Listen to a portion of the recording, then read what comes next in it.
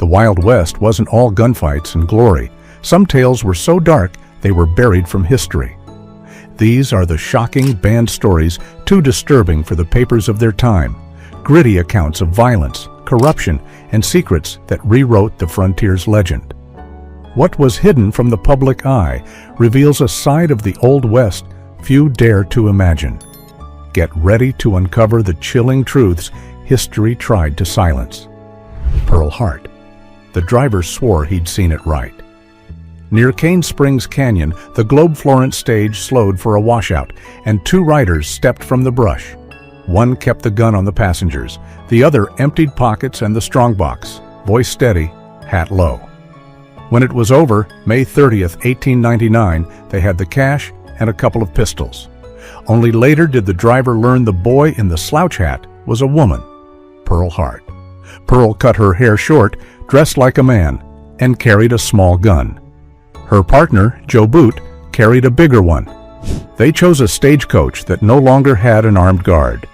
They stole about $431, but Pearl gave each passenger $1 for food before they left.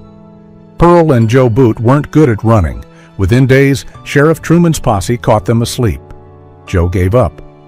Pearl fought but was chained and taken in. Joe went to Florence prison. Pearl was sent to Tucson because there was no women's jail nearby. Her arrest made big news. Newspapers back east wrote stories, and people even visited her with gifts, a bobcat cub among them. The real shock was that the robber was a smiling young woman telling her own story. But Pearl didn't stay locked up. On October 12, 1899, she cut a hole in the jail wall and escaped. She was caught 2 weeks later in New Mexico.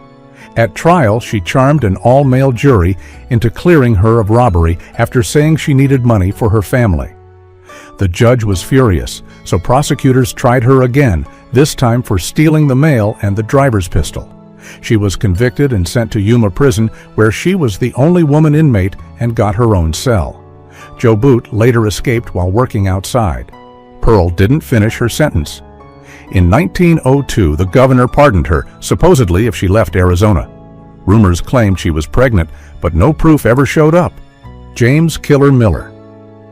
They didn't wait for dawn. Men slipped from Ada's streets into the livery barn, ropes over the rafters, a camera ready. When the doors opened, 4 prisoners stood on feed boxes, Jim Deacon Miller among them. A flash lit the hay dust. The town would have its picture of justice before breakfast. Who was Miller? A church-going Methodist in a long black frock coat who didn't drink or swear, and who wore a steel plate under that coat. It saved his life in 1894 when Sheriff Bud Fraser emptied a revolver into his chest during a Pecos street fight. 2 years later, Miller settled the feud with a shotgun blast that killed Fraser in a Toya saloon. The Ada case started with a ranch road and a deal. Local cattlemen Jesse West and Joe Allen, using Barry Burrell as go-between, hired Miller to kill A.A. Gus Bobbitt, rancher and former deputy U.S. Marshal. The fee was $1,700. On February 27, 1909, Miller waited near the Bobbitt house and fired a double-barreled shotgun as the wagons rolled in. A young cowhand, Oscar Peeler, later told how he had led Miller to the spot for $50. Bobbitt, mortally wounded, named Miller before he died. Miller didn't get far. A Texas Ranger arrested him and sent him back to Oklahoma to face trial. Folks in Ada had seen him beat cases before. They feared he'd do it again.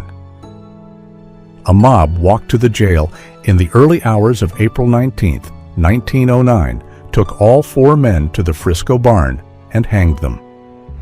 Miller's record reached far past Ada. As a young man, he killed his brother-in-law, John Coop. A life sentence was later overturned. He wore badges at times, then hired out as a killer.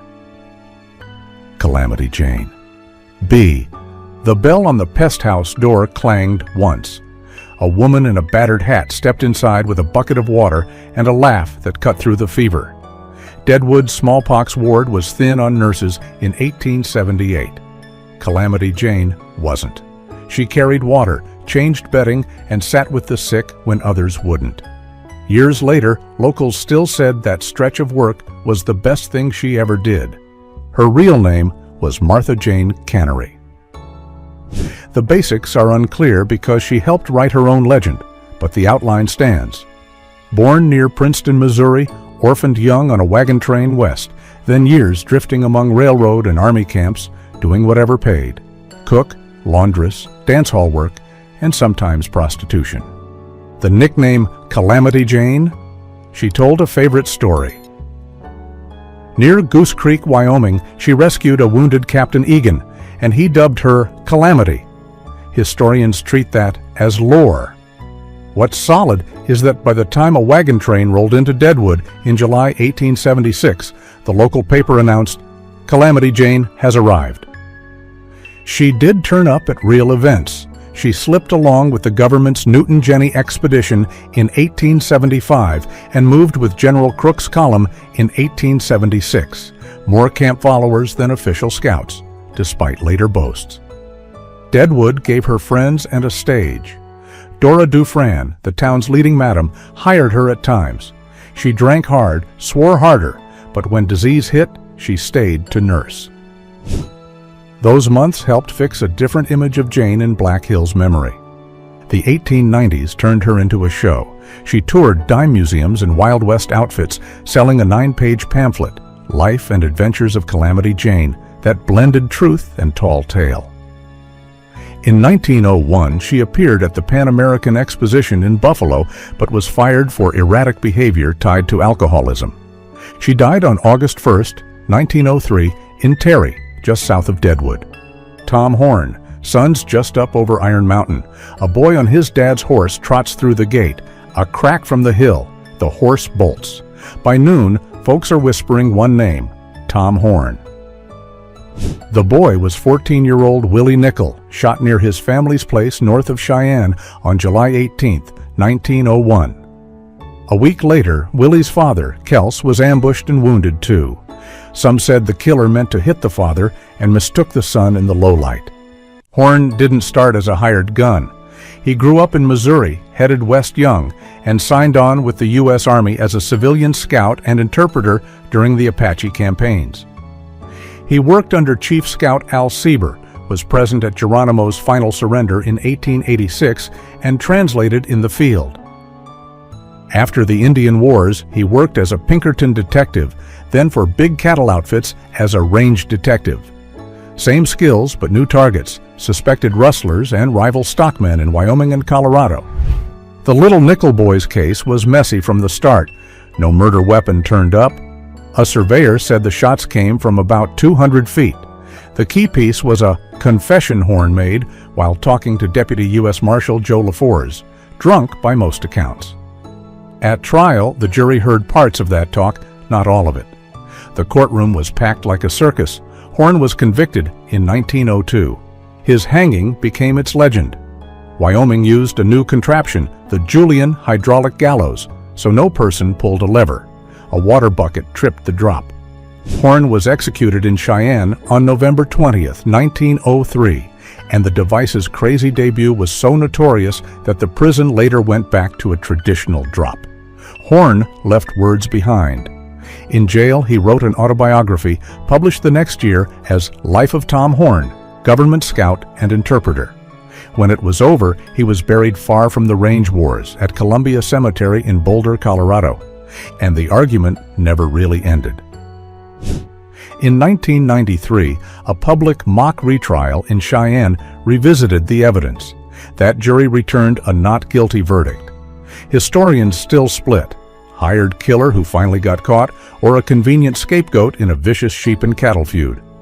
Either way, the pattern is clear. Scout, detective, soldier, gun for hire. One life that kept changing uniforms and a case that still won't sit. Alfred Packer. Snow kept falling when a lone man came out of the San Juan Mountains and walked into the Los Pinos agency camp. He looked tired, but not starving. He said his name was Alfred, sometimes Alfred Packer. He was the only one left from a small party that had pushed into the Colorado high country in the winter of 1874. The others were Israel Swan, George California Noon, Frank Reddy Miller, James Humphrey, and Shannon Bell. Only Packer made it out. At first, his story wandered. Then a confession came.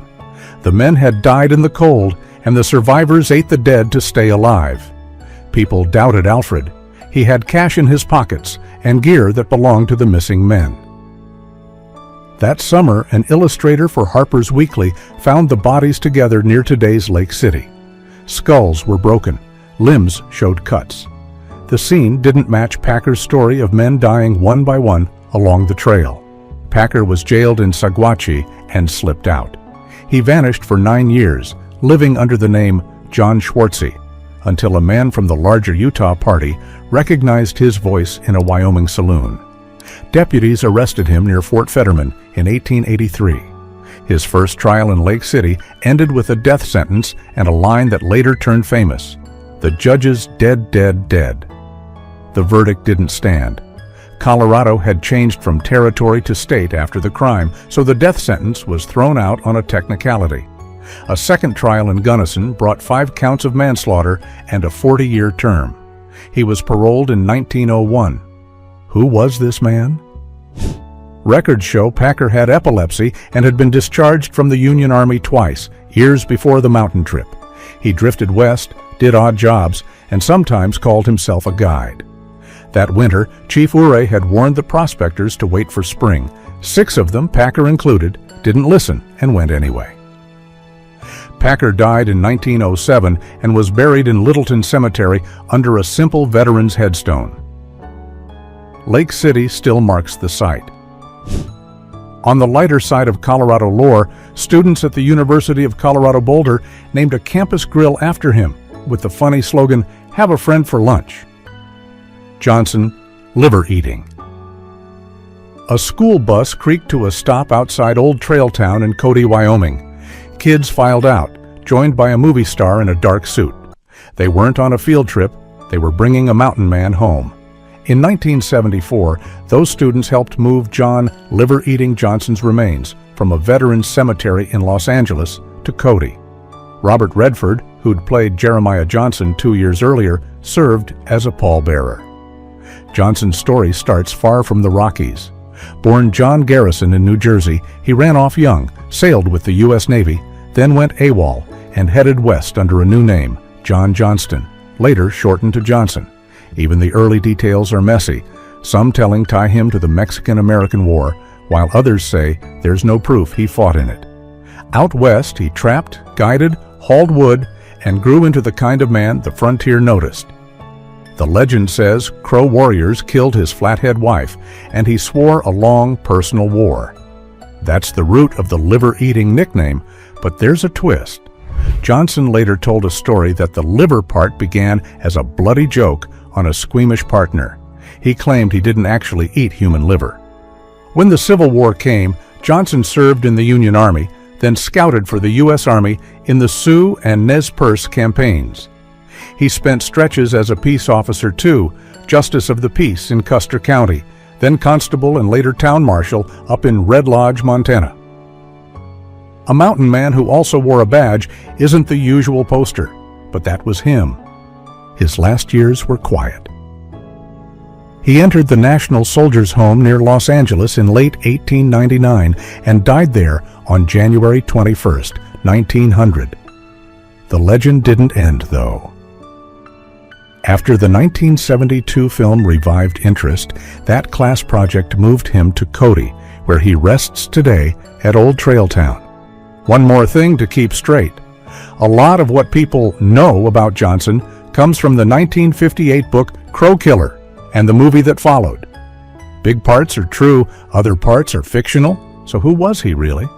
Sailor, deserter, trapper, soldier, scout, lawman, and a man whose story other people kept rewriting. His Cody headstone says, "No more trails." The argument about his life still has a few, though. Geronimo. The boxcar doors slammed, steam hissed, families pressed to the slats for air as the train pulled away from Arizona.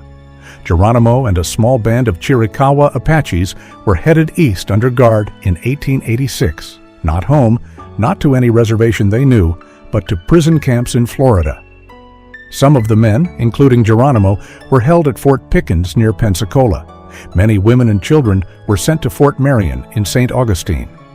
Later, most were moved again to Mount Vernon Barracks in Alabama, and in the 1890s to Fort Sill, Oklahoma. Geronimo would never be allowed to return to Arizona. But why? Geronimo was not a hereditary chief. He was Goyaway, the one who yawns, a Bedonkohe Chiricahua medicine man and war leader whose raids and breakouts made him famous and feared. The last chase ended at Skeleton Canyon in early September 1886 when he met General Nelson Miles and agreed to surrender. Promises about exile and a possible return were made. They weren't kept. He was hard to catch for a reason. Geronimo knew the borderlands and used them: New Mexico, Arizona, Sonora, and Chihuahua, slipping in and out with small groups, while U.S. columns Mexican troops and Apache scouts hunted him. The Army's effort was massive for one man, thousands of soldiers and hundreds of scouts, and volunteers were thrown into the field. Lieutenant Charles Gatewood, an officer who spoke with Apache leaders, helped bring the final talks together. As a prisoner of war, Geronimo became a public figure. He sold autographs and crafts, appeared at the 1904 St. Louis World's Fair, and rode in President Theodore Roosevelt's 1905 inaugural parade. He even asked Roosevelt to let the Chiricahuas go home. The request was denied, and captivity continued at Fort Sill.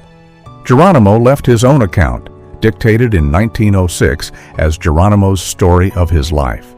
He also lived to see himself photographed at the center of history.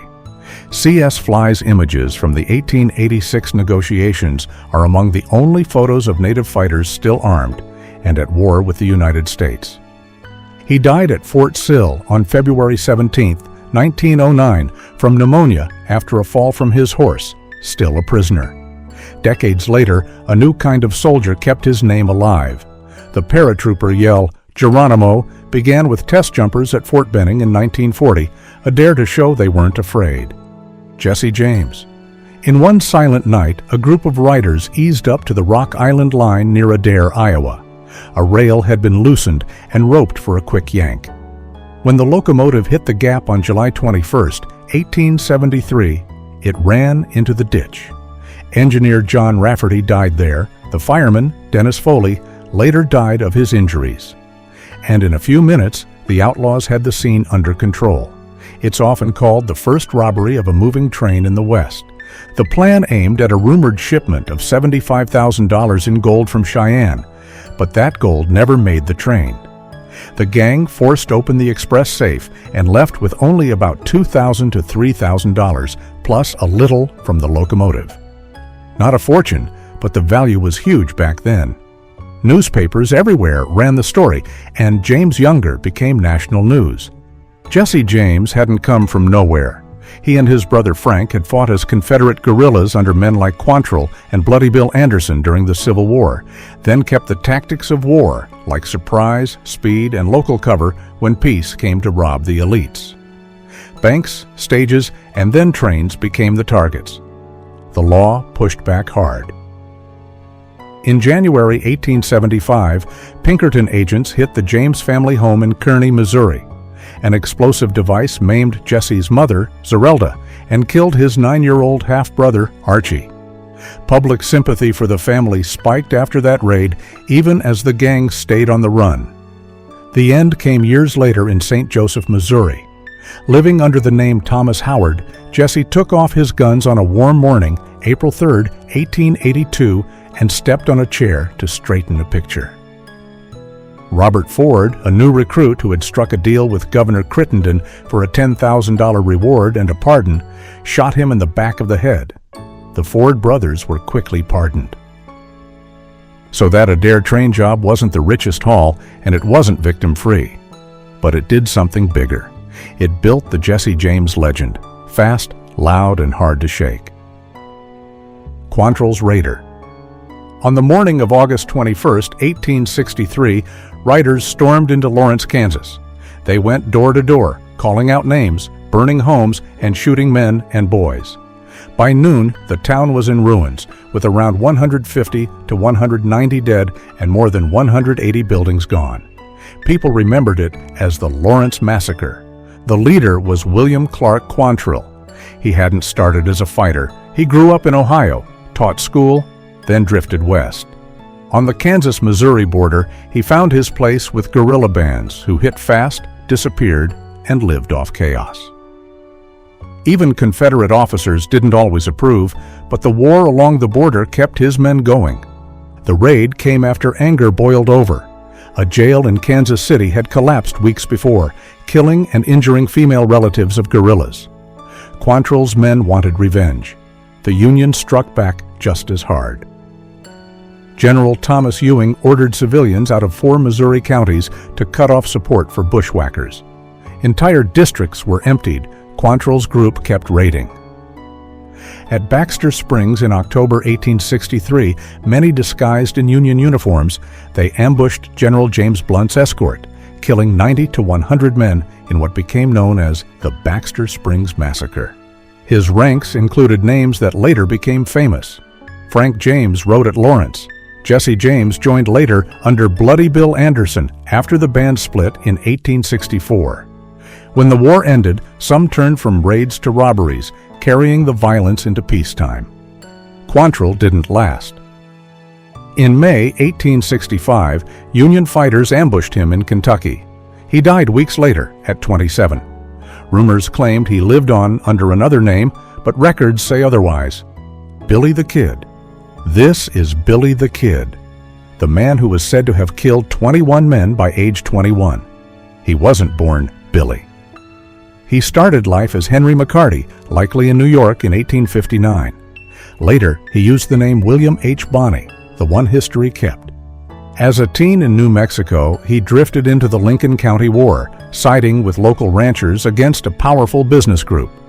He was later tried for taking part in the ambush that killed Sheriff William Brady. New Mexico's governor at the time, Lew Wallace, dangled a pardon if Billy helped the territory with testimony. Billy cooperated, but the deal never came through. Billy's most famous moment wasn't a shootout. It was a jailbreak. On April 28, 1881, while awaiting the hangman, he killed 2 deputies, James W. Bell and Robert Ollinger, and rode away from the Lincoln County Courthouse jail. That escape, cool-headed and public, locked in the myth. 2.5 months later, Sheriff Pat Garrett tracked Billy to Fort Sumner. Billy moved easily in the area's Hispanic community and spoke Spanish, part of why his memory in New Mexico is still complicated. In a dark room at Pete Maxwell's house on July 14, 1881, Garrett shot and killed him. The story didn't end there. Decades later, a man claimed he was the Kid, most famously Brushy Bill Roberts, in 1950. Efforts to test old graves or settle the question have never produced proof strong enough to change the record. One more sign of how big the legend got. In 2011, the only widely authenticated tintype of Billy the Kid sold at auction for $2.3 million. More than a century after Fort Sumner, the name still sells and still divides. Fort Worth 5. A barber hung a fresh photo in a Fort Worth shop window, 5 men in suits, derby hats, looking like bankers on payday. Passers-by pointed. Pinkertons took notes. The studio was John Swartz's. The picture would be called the Fort Worth 5. That one snapshot helped turn a scattered manhunt into a steady chase. Before the photo, there were the jobs.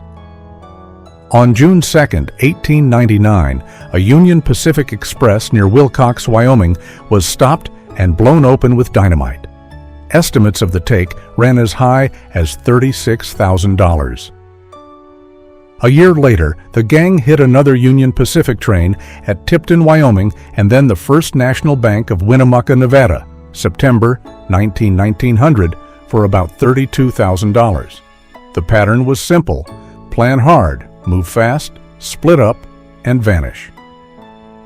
Vanishing worked because they had places to vanish too. Hole in the Wall in Wyoming and Robber's Roost in Utah were more than hideouts. They were a system: caches, lookout routes, friends who asked few questions. The land did half the work. Butch wasn't born Butch. He was Robert Leroy Parker, eldest in a big Mormon family from Beaver, Utah. The name Cassidy he picked up from a mentor, Mike Cassidy. His partner was Harry Alonzo Longabaugh. And there was Etta Place, the quiet third of the trio for a while, a companion whose background and fate remain a mystery. When the heat got too strong, they tried a clean break. On February 20th, 1901, Butch, posing as James Ryan, Sundance, and Etta sailed from New York to Buenos Aires and bought a 15,000-acre spread near Cholula, Patagonia. A letter from that time even bragged about their little family of 3, cattle, sheep, and horses. For a while, they played it straight. Then rumors, warrants, and a Pinkerton tale pushed them back onto the road and likely back into robberies. Their last act played out in Bolivia. In November 1908, 2 North American bandits robbed the Aramayo mining payroll and holed up in San Vicente. Soldiers and town officials boxed them in. A gunfight ran into the night. By morning, 2 bodies lay inside. Locals said they were Butch and Sundance, but the IDs were shaky. The legend of maybe they got away didn't die. Cherokee Bill. The invitation said it was a birthday party. The plan was an arrest. On January 29, 1895, Ike Rogers lured 18-year-old Crawford, Cherokee Bill Goldsby, to his house for his cousin's birthday. As Bill warmed himself by the fire, Rogers struck him with a poker, and neighbors tied him with baling wire. On the train to Fort Smith, he even broke free of his cuffs and tried for a deputy's gun before they pinned him down again. Before the headlines, he was just Crawford Goldsby, born in 1876 at Fort Concho, Texas. His father was a Buffalo soldier. His mother was a Cherokee freedwoman. By the early 1890s, he was in Indian Territory, where he turned outlaw. In 1894, he shot his brother-in-law during a family fight, then killed a passerby named Ernest Melton during a store robbery. That murder brought him before Judge Isaac Parker at Fort Smith, and the papers dubbed him Cherokee Bill. Jail didn't stop him.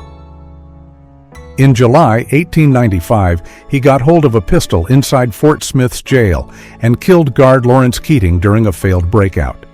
That meant another capital trial on top of the Melton case. He appealed the first death sentence to the U.S. Supreme Court and lost. Execution day came on March 17, 1896. About 3,000 people gathered at the gallows. Cameras were banned, but one secret snapshot survived through a sketch. Witnesses gave different last words.